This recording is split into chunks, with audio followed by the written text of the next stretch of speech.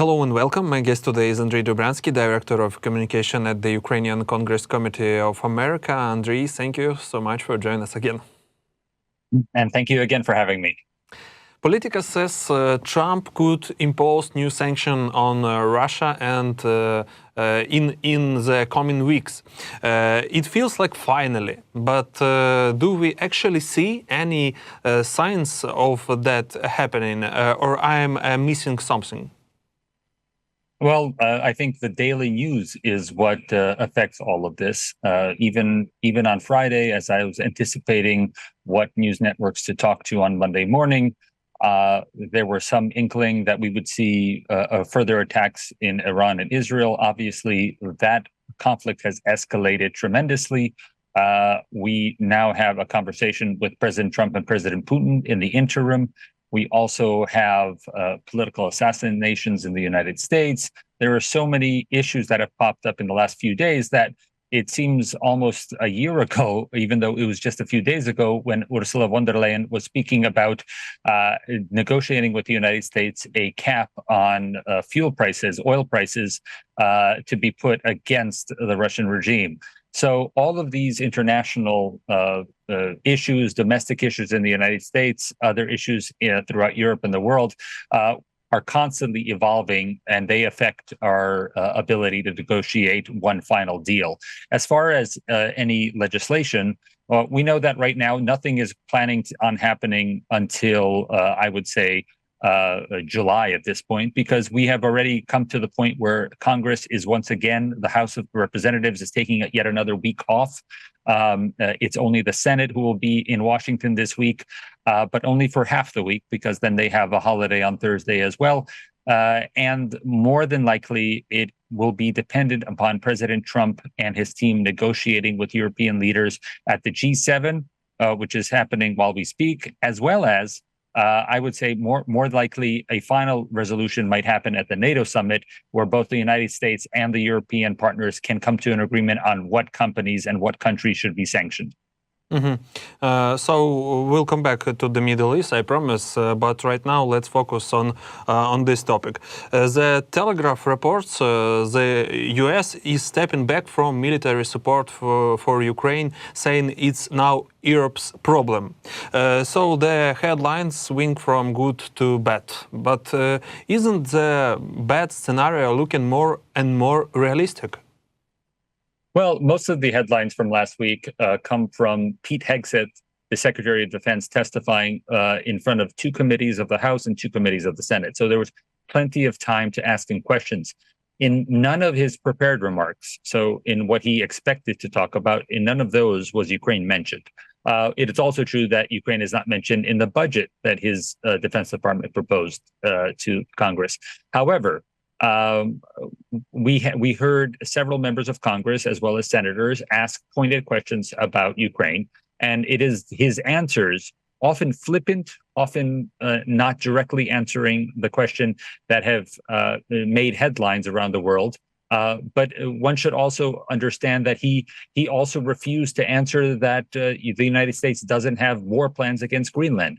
He also refused to acknowledge many basic facts about Europe when he was asked to can you identify Kaliningrad or other such landmarks. So the headlines that came out of the hearings with Pete Hegseth should be taken with a grain of salt, with the understanding that he does not have an understanding of what's going on in the future, nor is it assured that he will remain as Secretary of Defense, given the fact that members of the Republican Party as well as the Democrats have called for his resignation.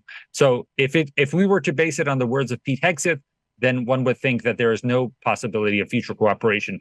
But we know that the United States and Ukraine have secure partnerships, not just the minerals deal, two charters of strategic partnerships, as well as U.S. law that makes it very clear that the United States will assist Ukraine in the return of its occupied territories, will assist in the defense of Ukraine, as well as lead, not just sometimes attend, but lead a coalition to cooperate in defense of Ukraine as well. So there are still many things that the United States is obligated to by United States law, not just treaty with Ukraine, by United States law. And until such time as a congressman or a senator raises his hand and says, "I would like to change that law," then that will be the policy of the United States going forward. And by the way, some European outlets say Europe is now outpacing the US in military aid to Ukraine, thanks to the UK and Nordic. Is that what Trump wanted all along? Trump wants many things. Mostly he wants good press. But as far as what happens in Europe, we know that there has been a strategic change in European policies dating back to I believe, the 2008 Wales summit of NATO, but I'm not quite sure as far as the date. But even dating back to the Obama administration, no, it was, I believe, 2012. Even dating back to the Obama administration, NATO's obligations have been raised in terms of spending in Europe. That is 180 degrees different than what the United States wanted during the Cold War. So for over 60 years, the United States did not want to see Europe rearmed, did not want to see a strong Germany, did not want to see a strong France, did not want to see any country dominant over all of Europe. And therefore, they were perfectly happy, the United States was, in being the lead arms manufacturer, the most potent military, to be able to defend those territories. So what we've witnessed since the end of the Cold War, really, is a change to those policies, some of which include change in national policies of Europe. And that also includes the change of national policies in Japan to now start being able to hold an army of its own, which was against Japanese law for decades. So we have to take it into a context of what the United States was advocating for 60 years, and then what has slowly become the new norm of ramping up. So we can't just say this is a President Trump initiative. It is a global change in terms of priorities, in terms of defense spending. And one more thing, what should we expect from Trump at G7? You know, Bloomberg says no drama would already be a win. Do you agree?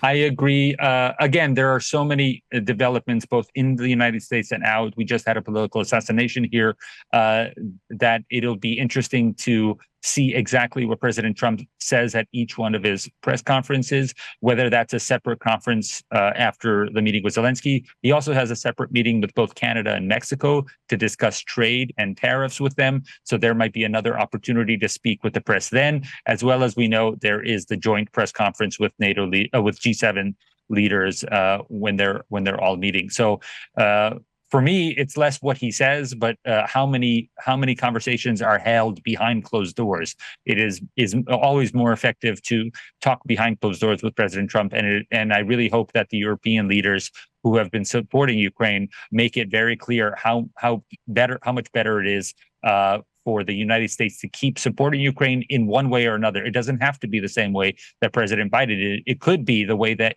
Ukraine and Europe are asking for, which is to allow Europe to purchase weapons for Ukraine. The next round of Ukraine-Russia talks is scheduled for after June 22. Do you think it will really happen? And more importantly, will it be productive at all?